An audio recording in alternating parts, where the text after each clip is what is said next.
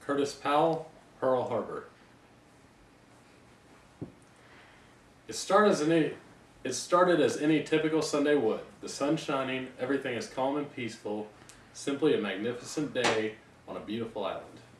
A serviceman using a new radar he was assigned to notices a large spot on the screen, but is quickly told it's a group of B-17s coming in from the mainland. A Japanese midget submarine is fired upon and reported sunk just outside the harbor trying to sneak in. The sound of planes in the distance begins to emerge, and then it happens. One blast, two blasts, smoke and fire can now be seen. Screams can be heard, and an alarm sounds signaling an attack. It was too late. No one is prepared, but the blasts keep coming. The harbor, thought to be too shallow for a torpedo attack, is now being attacked by torpedoes and bombs raining from above.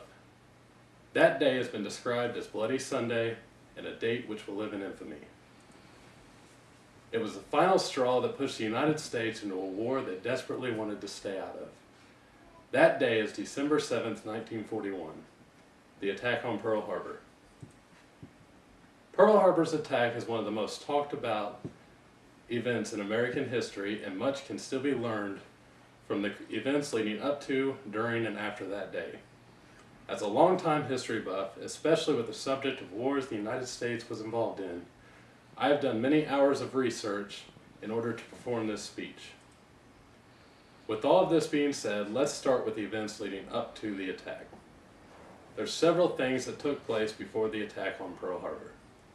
Many months before, diplomatic talks between Japan and the U.S. seemed to be coming to an end, and Japan, a country desperately in need of oil and supplies, began planning a surprise attack on Pearl Harbor and other islands which have U.S. bases on them.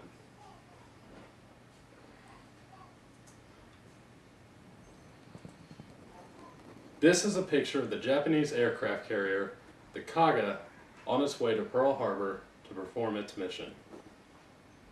Along with the planes, 5 Japanese midget submarines were sent to Pearl Harbor to sneak in and attack through torpedoes.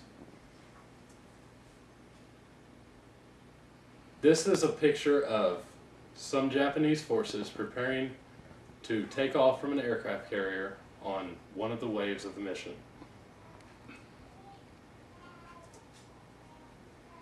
This is one of the midget submarines used during the attack on Pearl Harbor. This was sunk and captured along with the 4 other ones that the Japanese tried to use in the attack. At just before 8, the first wave began.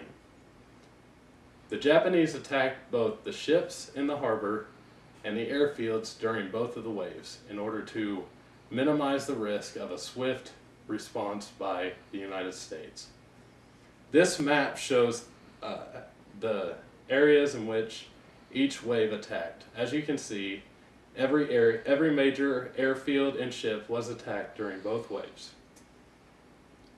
This map shows the locations of the ships and the airfields.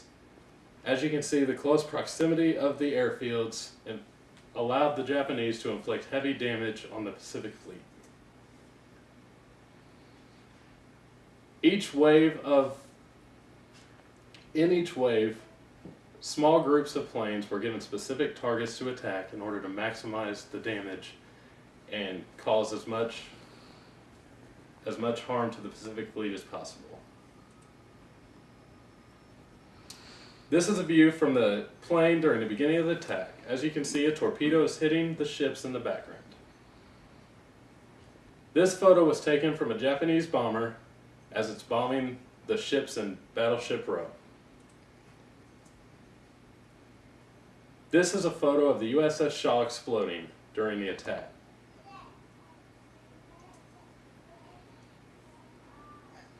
Ships and airfields were attacked, and this photo shows that That photo showed that the smoke and the fire from the airfields and the ships. The specks in the air were burst from any aircraft fire from the United States. Unfortunately, some of those did not burst in the air and they hit the ground and caused civilian and military casualties on the ground. One of the most talked about and famous casualties of the war was the USS Arizona. This photo was taken in 1916, the first year the Arizona was introduced into service. This is the USS Arizona during the attack. As you can see, it sustained heavy damage and it was one of 3 ships deemed a total loss. 2 of those ships still sit at the bottom of Pearl Harbor, including the Arizona. The other ship is the USS Utah. The Oklahoma was damaged but resurfaced.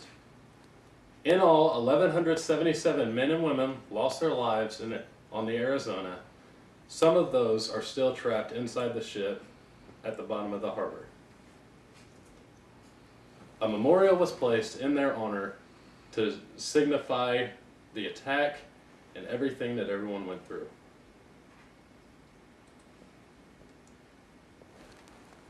Of the entire attack, the ships are the most remembered, but airstrips were also attacked and heavily damaged.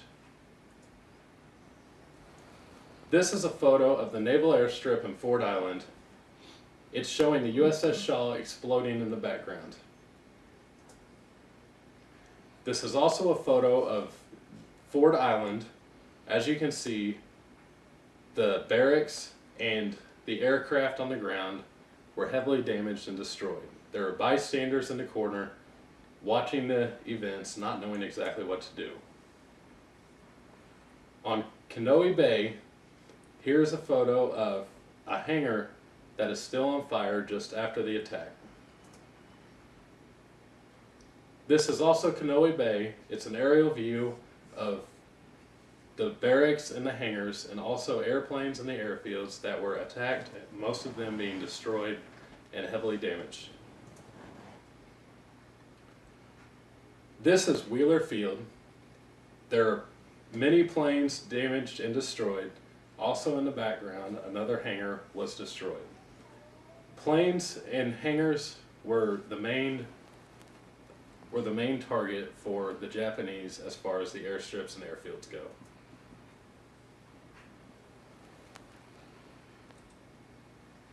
Several things happened in the days, weeks, and years following the attack. During and immediately after the attack, rescue efforts from civilian and military alike were put forth in order to save those survivors still trapped inside the harbor. This is a photo showing servicemen trying to rescue a crew member floating in the water just off the burning USS West Virginia. After the rescue attempts were slowed down, attempts were made to salvage and collect anything that could be repaired or used from the harbor in order to begin production to fight in the battles in the Pacific. This photo shows the USS Utah that was capsized during the attack. The attempts were made to correct it and bring it into port.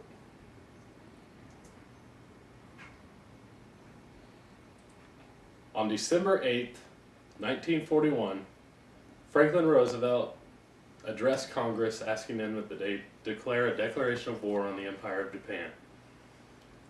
He described December 7th, the attack on Pearl Harbor, as a date which will live in infamy. These are just some of the headlines that throughout World War II that were printed in the U.S. These images have shown the devastating effects that the attack had on the Pacific Fleet. The events before, during, and after Pearl Harbor have always and will always have a significant impact on the United States in the past, present, and future. The surprise attack at Pearl Harbor serves as a reminder of the courage our members of the military must have each and every day they are serving our country. In all, over 3,500 men and women lost their lives during the attack, and many more were lost during World War II. We all have friends, relatives, or know someone who is in or has been in the military at some point in their lives. I am forever grateful for the price they paid at Pearl, World War II, Iraq, Afghanistan, and all of the other wars American soldiers have fought and died in. I encourage everyone to visit the 2 websites I used to gather the information and photographs for this speech. The first is run by the U.S. Navy and is called the Naval History and Heritage Command at www.history.navy.mil.